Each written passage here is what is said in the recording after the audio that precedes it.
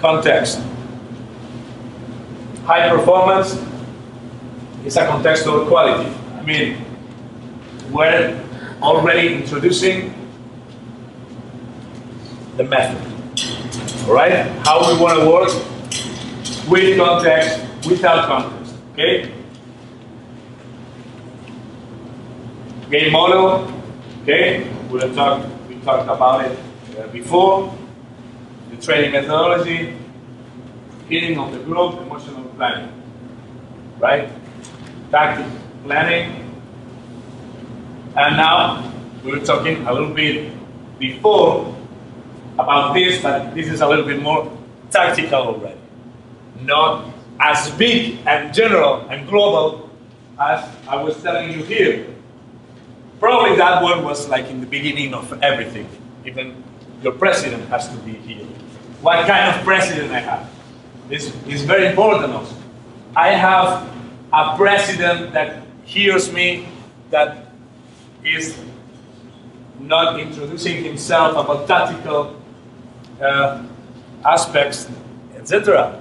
Okay, probably your vision and your method is going to be more, you will have more time to do things, no problem. But if you have a president that every time is calling you at 4 a.m., hey, why didn't you put the number 9 that I signed you?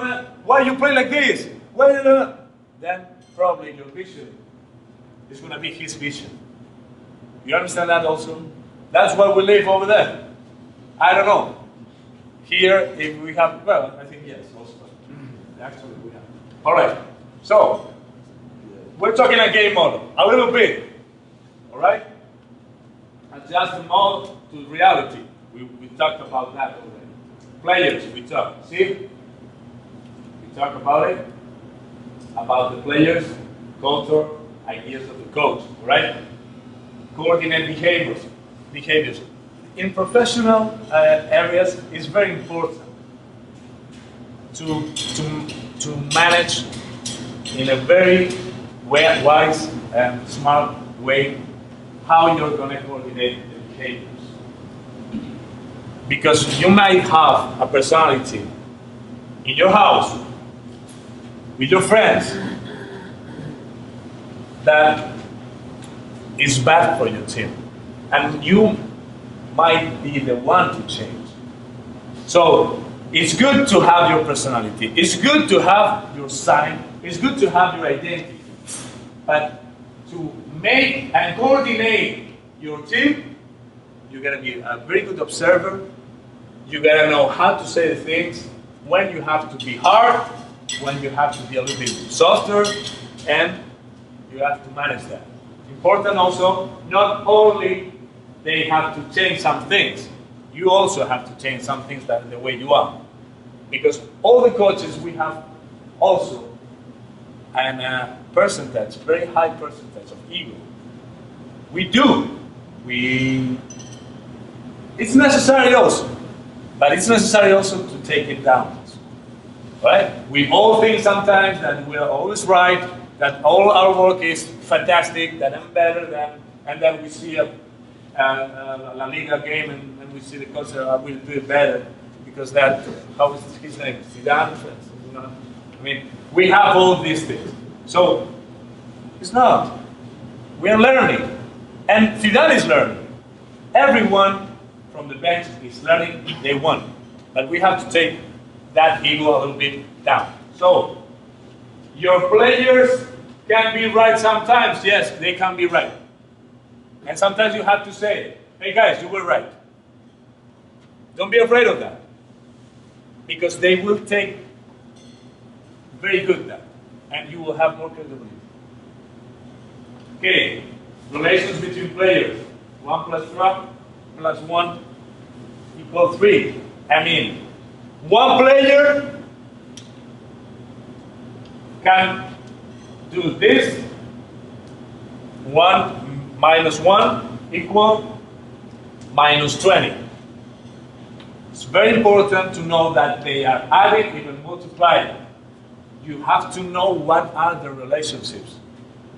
Not very deeply, but you have to know, because maybe your problem in the field, on the field, is because two of your best players are having a problem.